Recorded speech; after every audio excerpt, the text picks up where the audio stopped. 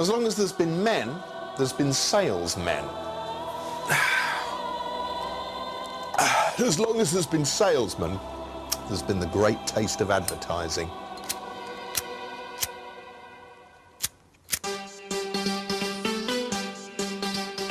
Adverts have been with us for thousands of years. The first recorded ones turned up in ancient Egypt written on papyrus.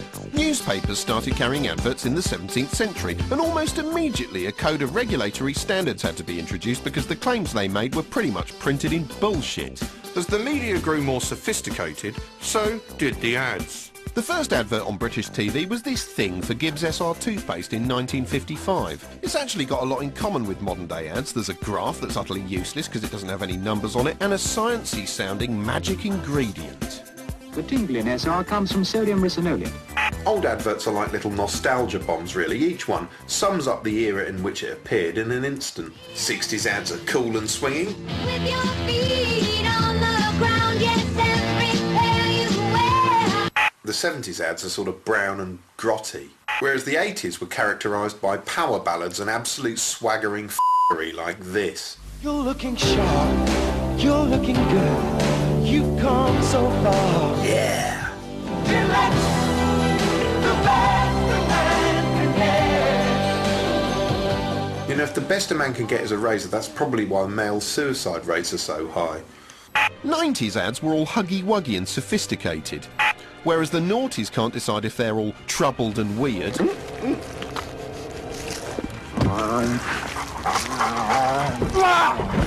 or inspirational, like this bloke whose cycling glory has prompted an identity crisis. I am who I am, because of everyone. In summary then, everyone's to blame for this. Pat, this isn't Nescafe. Pat, you bitch! Oh, it probably is Nescafe, but in a different jar. Oh, don't you know anything, Pat, you f***ing idiot? Nescafe don't make coffee for anyone else. You're right. That's Nescafe, all right.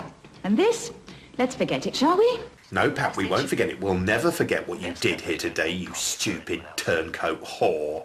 George Orwell called advertising the rattling of a stick inside a swill bucket, but it's actually an incredibly creative industry. And to find out just how creative it is, we spoke to an advertising insider.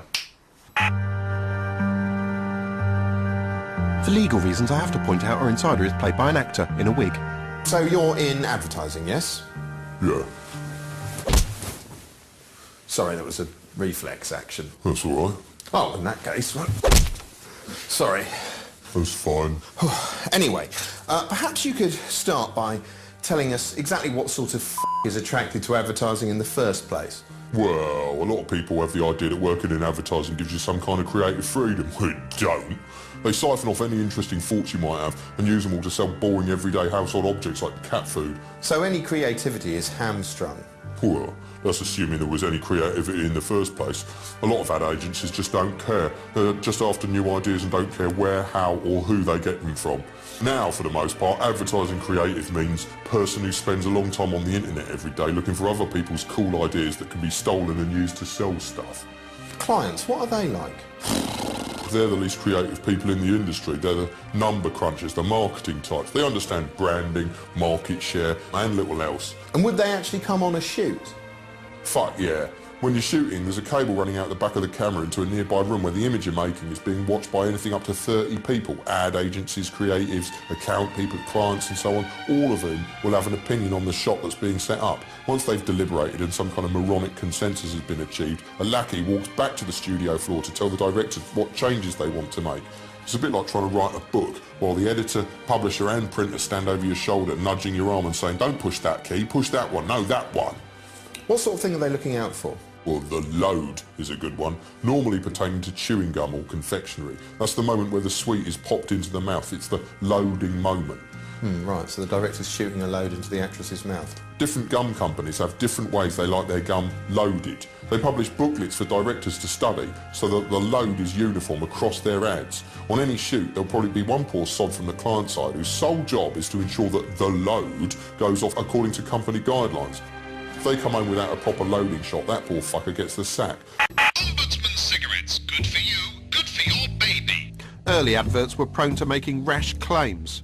That's the trouble with advertising. It's an exercise in persuasion, and when you're trying to persuade somebody to do something, it's tempting to get economical with the truth. Miss Object, did you know that me and my wife have got an open relationship? Fortunately, there are loads of guidelines to keep ads on the straight and narrow. Here are just a few of them. The following products are unacceptable: betting tips, pornography, psychic practices and exorcism, all tobacco products. Although tobacco wasn't always taboo.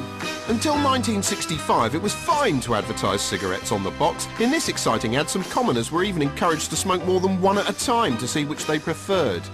Each of them is smoking 2 cigarettes, an untipped cigarette and a churchman's tip. Which cigarette do you prefer? This one. Smoking wasn't the sole preserve of real people. Even the cuddlesome, lovable Flintstones did their bit peddling yabba dabba death. Flintstone tastes good like a cigarette should. Sadly, shortly after that was shot, he was diagnosed with cancer of the caveman. Scientific terms or jargon should not be used to make claims appear to have a scientific basis they do not possess. Scientific claims in ads are usually pretty fuzzy. The science bit in adverts is generally an impressive CGI demonstration that dazzles but often avoids specific data, or a statistic that looks impressive but on closer examination might not be quite so convincing. The language of advertising is an art in itself. It has to walk a fine line between exaggeration and fact, implying here, suggesting there, and leaving you with a sense that more has been said than has actually been said. Here's a few key phrases to look out for. Help is a useful word because it's non-specific. Enriched with collagen, it smooths and helps plump out the appearance of wrinkles. After all, by stamping on the ground you can help flatten the surface of the planet, although the noticeable difference may be minimal. Appears another favourite. It's not quite the same as is. In just 1 hour, skin appears uncreased. The appearance of something is not the same as the thing itself. When you listen to your friend's problems, you can appear to be a caring shoulder to cry on, but you might not give a toss. Then there's fight, which is not the same as stop. Colgate Plaques has a clinically proven formula that fights plaque bacteria for 12 hours. After all, you can fight a wall, but that doesn't mean you're going to knock it down. Not all claims are particularly scientific, even when they're this startling. Yeah, it can be a bear pit in here. I didn't ask. When I'm under pressure, I chew Wrigley's gum. I find that the simple act of chewing helps me feel calmer, more relaxed. Yeah, how about you try chewing on this? When your busy lifestyle's getting to you, try chewing. It works for me. Descriptions, claims and illustrations must not imply attributes, capabilities or performance beyond those that can be achieved in normal use. Although weirdly they can imply that the effect it will have on you will make you behave like a twat. There's a whole range of facial expressions human beings never pull in real life, only in commercials. Expressions which register emotions like delight, joy, pain, or good value. Many products seem to have a side effect that makes you behave bizarrely, as seen in this unflinchingly realistic ad. That is cool. I can really feel it. What a feeling! In fact, it's so effective it makes everyone in the vicinity act like a complete wanker. No advertisement may use images of very brief duration or any other technique which is likely to influence viewers without their being fully aware of what's been done. Subliminal advertising, that's a few suggestive frames, is banned, although there are other permitted forms of subliminality, if that's a word, like music. Advertisers like using music because it bypasses the rational part of your brain and lodges straight in your emotions like a harpoon. In fact, according to a scientific study we've just made up, people can recall and recite up to 20,000 different jingles even when placed in a chemical coma. I'm loving it. Advertisements must not cause serious or widespread offence against generally accepted moral, social or cultural standards. Adverts aren't supposed to cause offence, which makes including shots of the human body, which is the single most offensive thing in the universe, a bit of a minefield. Adverts for bathroom soapy fun products are traditionally little more than peekaboo strip shows in which the cameraman has to avoid showing anything too rude. In 1994, a landmark moment arrived when an exciting shower gel advert announced the discovery of women's nipples. This was considered so erotic it could only appear after the watershed in case viewers masturbated themselves to death, although anyone trying to pleasure themselves to a commercial is asking for trouble because they're so short you're likely to find yourself reaching a crescendo during something about as sexy as a pig blowing off in your face. Advertisements must not, without good reason, contain material which is likely to cause serious distress to significant numbers of viewers. Although they do their best to scare the poop out of you in other ways. In this blistering look at 1970s society, we see how anyone who fails to buy a chocolate bar that can be easily shared with attractive members of the opposite sex is a girlfriendless loser destined to catch the bus home and spend the evening wanking and tying a noose. The notion you'll be judged for your product choice continues to this day. It's just got a bit glossier. You can tell a lot about a man by his style, his wristwatch, shoes, the company he keeps. This advert subtly conveys how this metrosexual twattermaboob has become the envy of his chums and a veritable pussy catcher thanks to his mobile phone. Hello. I'm sorry to bother you, but I'm having a dinner party and I've run out of coffee. Come in. Thank you. Oh, I think he's gonna her. Will Gold Blend be too good for your guests? Oh, I think they could get used to it. Oh, she's gonna It's a very sophisticated coffee. Oh, he's gonna her. They have very sophisticated taste. Oh, she's definitely gonna him. Do they? Her. Yes. Him. Well, I must be getting back. Someone someone. How's the industry changed in the last 10 years? Well, advertising's global now, so everything has to be standardised so it won't offend any of the cultures it will be shown to. Bizarre rules start to emerge, like the hero can't wear trainers because in Russia that means you're a gangster, or denim means you're a homosexual in Indonesia. Everything's homogenised and you're left with an unappealing slab of mulch. Some of these territories are very open about what skin colours they want on their TVs. I've been in meetings where a perfectly talented black actor has been on the table for a role, and the agency producer will say up front as you like, forget it, he'd never play in Turkey or France or whatever. That kind of casual racism's commonplace. Advertisements must not prejudice respect for human dignity or humiliate, stigmatise or undermine the standing of identifiable groups of people. When it comes to minorities, ads today are a bit more tactful than they used to be. Presenting Ribena's Black Currants. Ribena's pure black currant juice. Ribena. Cough and cold fatigue and flus. Ribena keeps away. Mr. Bones, who was that lady I saw you with last night? That was no lady. That was my current girlfriend. Because he's a currant. A black currant. Ribena, delicious. Another social group that's traditionally had a rough time at the hands of the ad man is the lady. Women always used to be submissive doll-like figures, like in this outdated Camay ad. In a man's world, a woman needs a lovely, flawless complexion. Needs Camay for the skin men can't ignore. Or dowdy housewives leading a glum existence in dreary cat food ads. Have you whiskers? What a beautiful breath. That cat's dead now. Well, he really is a whiskers cat. He's a dead whiskers cat.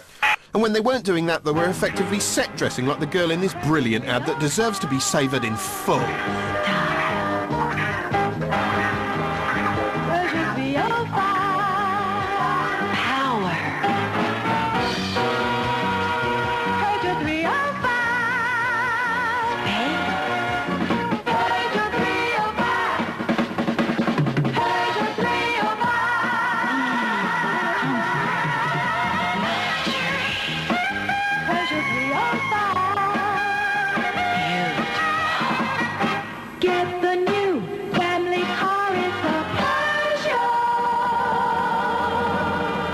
Social attitudes changed, Adland's ladies changed with them. Suddenly they weren't going to take any more crap from disgusting men. What's for supper? Instead, they demanded respect. R-E-S-P-E-C-T. Subtly and on the soundtrack.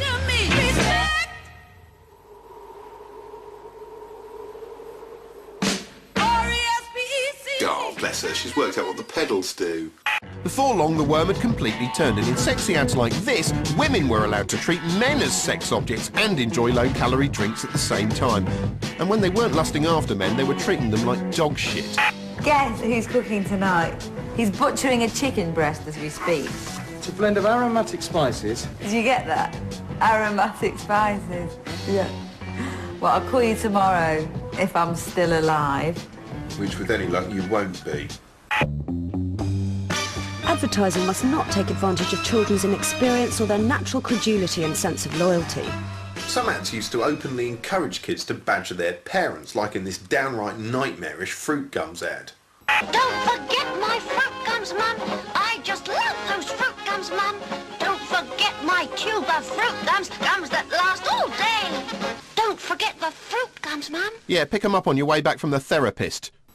Today, obvious appeals to pester power are a no-no, but they're not really necessary, to be honest, because when you're a kid, you just instinctively want whatever's being advertised, like you've been programmed. I mean, I can remember when I was 4, I desperately wanted some of these. And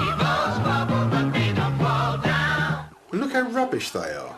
They were just a load of pink blobs of vaguely human-shaped plastic that wobbled and didn't fall down. But I never got them, and in many ways my life has never recovered, and that's why I live like this. Advertisements must not encourage or condone excessive consumption of any food. We're far too health conscious these days to let that happen, although in days of yore, we didn't give a toss. Caroline Jeffries and Valerie Whiteman are disco birds. In the artery-hardening past, fattening snack foods were promoted as though they were an essential part of the swinging lifestyle. On the go, all the time. With Mars bars backing them all the way. There's glucose, sugar, milk and thick, thick chocolate in a Mars. During the 80s, convenience food was the only thing the downtrodden proletarian workforce had left, and they clung to it like a religion, composing euphoric hymns in honour of processed meat products. Oh, biscuits, we are biscuits. You know, it might not look like much, but that's a van full of dreams.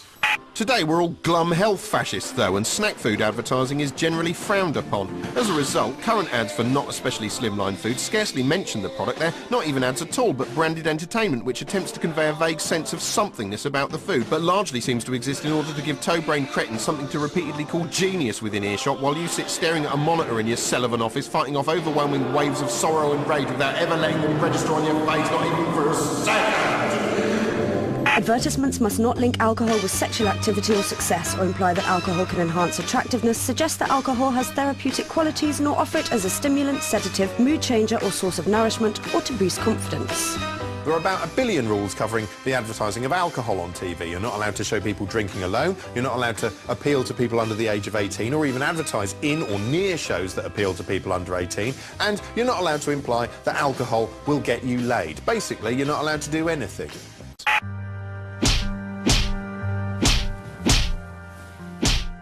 What sort of advert is the most tricky to shoot? Cars are always a pain because it's all about getting low, sexy, sleek-looking shots of cars, the hot metal factor. There are guys who just shoot cars and make a lot of money doing it. You know that shot in pizza ads where the slice of pizza is pulled from the pie and the melted cheese snakes out in long, stringy tendrils? It's called a cheese pull, and there's one guy in the world who does all of them. He's the cheese pull man. He's as rich as Croesus, and he races cars in his spare time. That's what you can get if you're prepared to spend your life making melted cheese look sexy. You all right? Oh, sorry, no, it's just you've really depressed me. Sorry. That's better. So what's the future for advertising? No one knows. In terms of uncertainty, it's where the music industry was 3 years ago. New media's come along and blown all the old models apart. They're all shitting themselves, basically, because the internet and Sky Plus has done a lot to empower consumers. If they don't like an ad, they just skip it. Even 10 years ago, you had a captive audience during the commercial break. Not anymore. If this were a restaurant, they'd be putting chairs on tables about now. And I'd be asking you back to my place for coffee. Stop talking about coffee and start f***ing. I'm on the first flight to Milan in the morning. That's terrible. Why? You don't serve cold blend in Milan. I've had enough of this. Look, I think she's going to f*** you. You may be right. So why are you banging on about coffee the whole time? It's my job. Yeah, well, sod that. The pair of you should be not going on about... Our tasting coffee. Oh. Oh, all right. Hello. All right, look, yeah, if you don't f*** her, I'm going to come round and f*** you now. So, in summary, what have we learned? Well, on the one hand, advertising is nothing but a glitzy shell around a puff of air. It's a tapestry of pointless dreams, a brainworm cynically designed to chew its way through your common sense. It's 5 times worse than the Nazis. And on the other hand, well,